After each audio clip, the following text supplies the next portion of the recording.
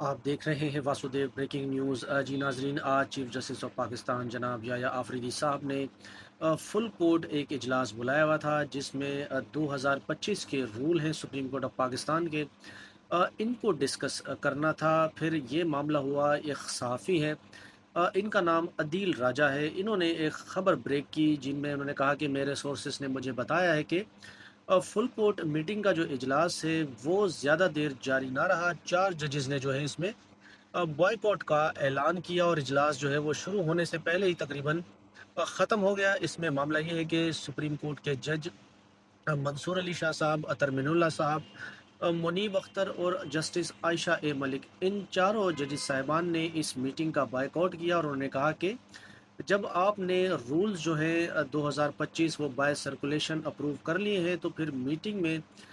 اس کو ڈسکس کرنے سے کیا فائدہ، اور ان کی نظر میں جو ہے یہ 2025 کے جو رول ہیں وہ غیر آئینی انہوں نے قرار دیا، اور اس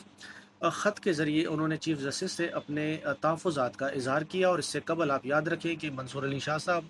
ایک خط لکھ چکے ہیں جس میں انہوں نے چیف جسٹس جناب یحییٰ آفریدی صاحب سے 6 سوالات کیے تھے، جن کا جواب آج امید کی جا رہی تھی کہ یحییٰ آفریدی صاحب دیں گے، لیکن افسوس کہ انہوں نے وہ سوالوں کے جواب جو ہیں وہ ہوا میں اڑا دیے۔